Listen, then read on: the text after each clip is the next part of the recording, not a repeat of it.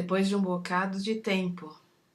Eu sou a Ana e esse é mais um vídeo para o meu canal mais antigo, o canal que hospeda os vídeos do Cantinho da História, do Ponderações, do Interlocuções. É um vídeo de reflexão política e historiográfica. E é por isso que eu considerei adequado postá-lo aqui e não no meu novo canal, lá no Museu História e Artes, onde eu falo muito mais sobre arte, entretenimento e as implicações históricas de todo produto cultural. Como vocês perceberam pelo título, este é um vídeo motivado pelo falecimento do ex-secretário de Estado dos Estados Unidos, Henry Kissinger, que eu vou me esforçar muito para manter a civilidade, eu vou me esforçar demais para manter o tom comedido e a noção das proporções.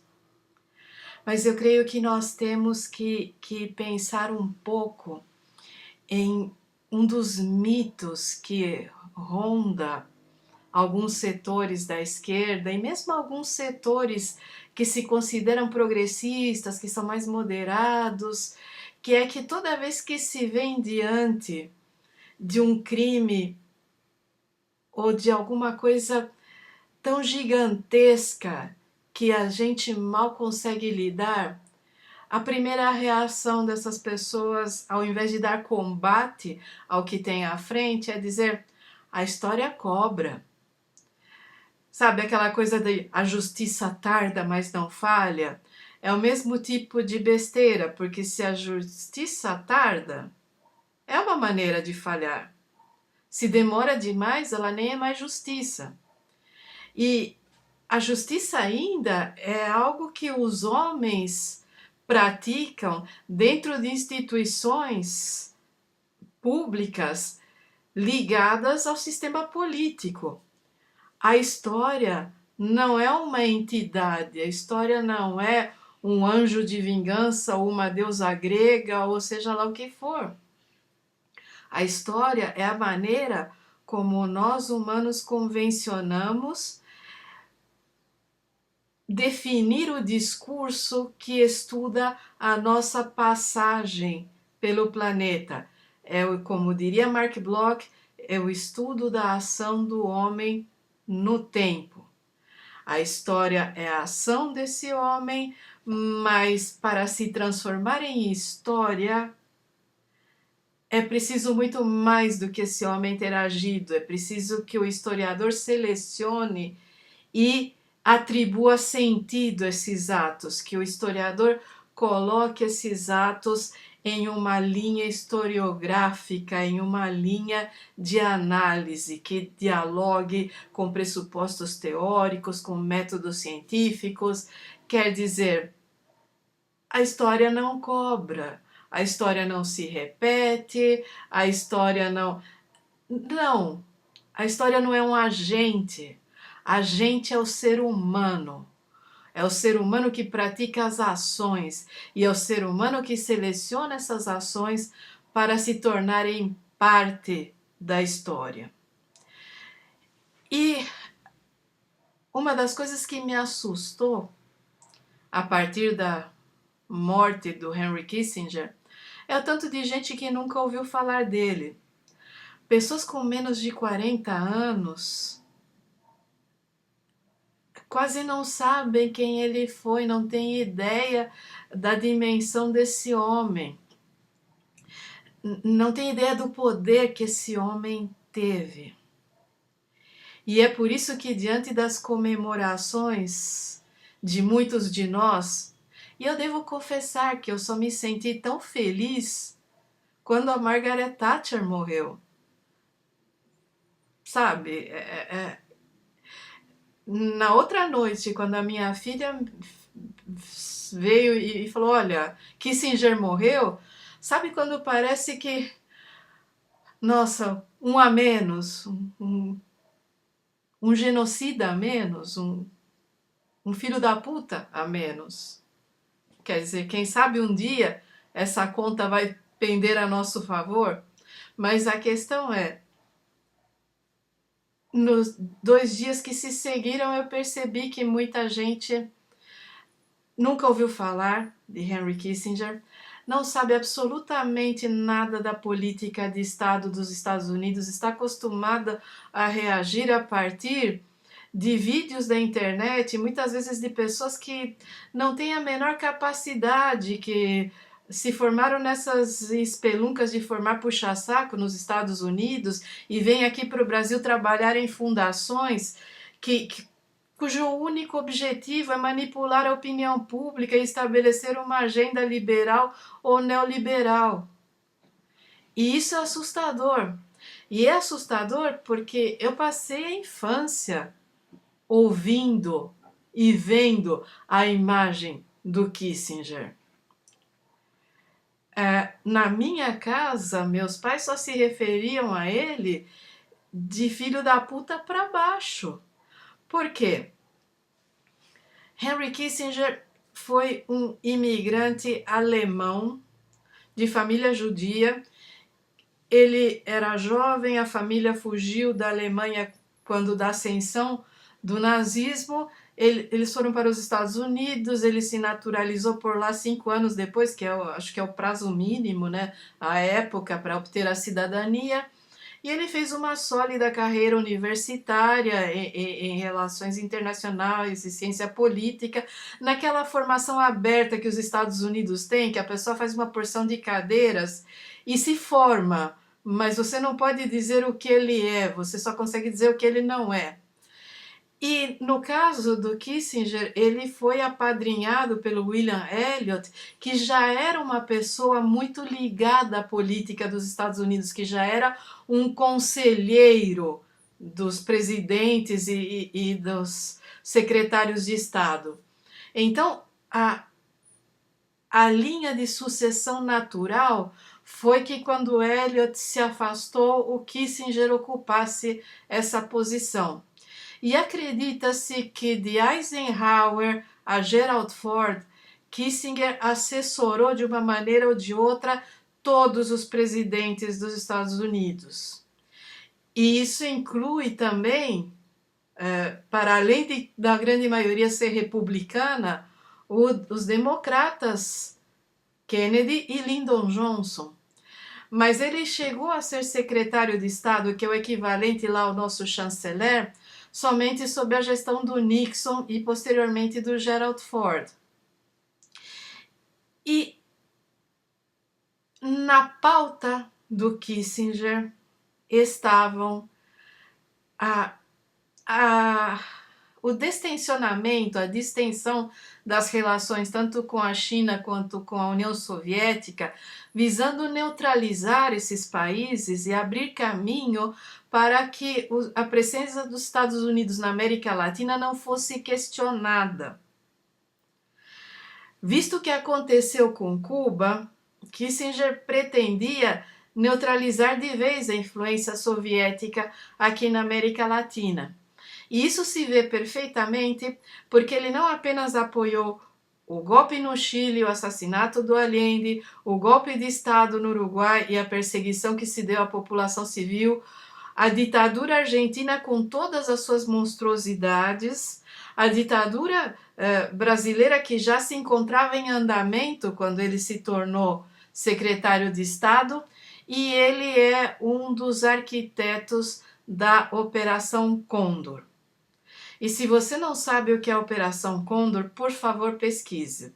A Operação Condor é algo que só veio à luz depois que acabou praticamente e que nenhum de nós à época conseguia entender como é que você fugia da Argentina para o Chile ou do Chile para o Brasil e policiais do país de origem podiam entrar em solo estrangeiro e prender você lá com a conivência das autoridades locais, e que muitas vezes você era torturado nesse país onde você se refugiou, onde você se exilou, onde você fugiu, com a presença tanto de policiais do seu país de origem quanto do país de residência.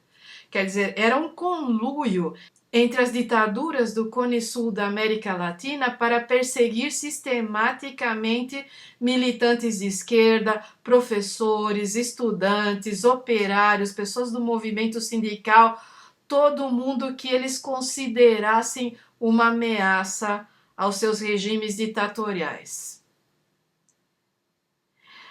E não apenas isso, Henry Kissinger deu aval ao governo da Indonésia para anexar o Timor-Leste e promover um massacre inusitado que vitimou algo em torno de 1/4 da população do Timor-Leste. Henry Kissinger foi atrás de todos e cada um dos opositores a essa política internacional repleta de crimes de guerra que os Estados Unidos acobertaram. Inclusive, ele ganhou um prêmio Nobel da Paz por ter negociado o cessar-fogo no Vietnã, após ter passado meia década encobrindo todos os crimes de guerra praticados pelos Estados Unidos contra a população civil do Vietnã. E dito isso, eu não estou dizendo isso sozinha, isso aqui não é teoria de conspiração da esquerda, isso aqui não é coisa de maluco do PCO, isso aqui está registrado. Se vocês procurarem na internet, vocês vão encontrar fontes. Daniel Ellsberg, que foi o cara que vazou os documentos do Pentágono no fim dos anos 60 e início dos 70, denunciando todos esses crimes de guerra no Vietnã, foi perseguido, foi preso, sabe, é o Wikileaks da época, é o Assange da época. Sendo que no caso do Ellsberg, ele conseguiu muito mais apoio da população civil e da comunidade internacional do que o Assange, que foi abandonado, ignorado e entregado aos lobos. Henry Kissinger, nesse sentido, viveu 100 anos e 6 meses e nunca pagou por nenhum dos crimes que fomentou. Nunca foi responsabilizado. Se fosse criado um tribunal de guerra nos moldes de Nuremberg após a guerra do Vietnã, Kissinger tinha que estar sentado lá. Se fosse criada qualquer comissão da verdade aqui para o Cone Sul, realmente disposta a ir até a última das consequências, Kissinger teria que estar sentado lá. E se o Tribunal Penal Internacional funcionasse, Kissinger já teria sido enforcado há uns 30 anos ou mais. Então, o sujeito faleceu tranquilamente, respeitado, só se vê panegíricos e necrológios elogiando. Daqui a pouco, todos esses sujeitinhos formados em relações internacionais vão estar reescrevendo e montando vídeos e jogando na internet e escrevendo livros, mostrando como Kissinger foi um grande homem, como foi um político habilidoso, como a Realpolitik dele foi responsável por ter colocado os Estados Unidos acima da União Soviética durante o fim da Guerra Fria e como que ele arquitetou. E, gente, a história não cobrou. Porque a história não cobra, porque a história não é um agente, não é uma entidade, não. A história somos nós. A história somos nós. E em parte é por isso que eu fiz esse vídeo. Porque não basta colocar a rave dos caranguejos no Twitter, não basta ressuscitar a fala adequada do Anthony Bourdain, não basta. É preciso que nós que sabemos o que aconteceu, não deixemos que o discurso laudatório da direita e da ultradireita elevem o Kissinger a uma figura indiscutível, a uma figura, a um paladino da direita. Porque ele apoiou e financiou o genocídio no terceiro mundo, em 3 continentes, na América, na África e no sul da Ásia. E não é pouco. Não é pouco. Cabe a nós manter a memória disso. Cabe a nós denunciar enquanto pudermos. Cabe a nós manter historiograficamente a verdade dos fatos. Essa ascensão da ultradireita no mundo inteiro carrega entre as suas principais bandeiras a reescrita da história. Carrega como bandeira varrer para uma vala comum todas essas monstruosidades praticadas durante o século XX e colocar a direita e a ultradireita como heróis e paladinos da família, da tradição, da propriedade e de Deus, pátria e família e tudo o que há de mais absurdo quando se refere a direitos humanos, quando se refere ao crescimento civilizatório da humanidade. Transformar genocidas em paladinos da moral e dos bons costumes é algo inaceitável.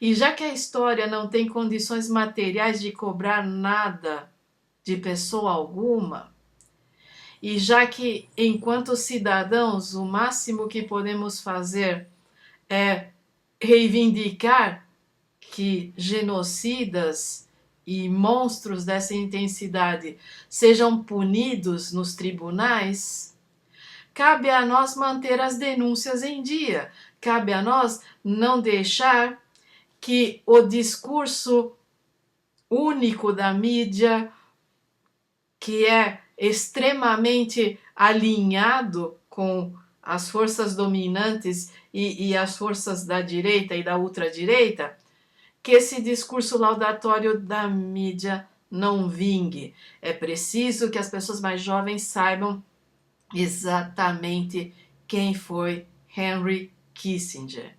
A história não cobra coisa alguma, quem cobra somos nós.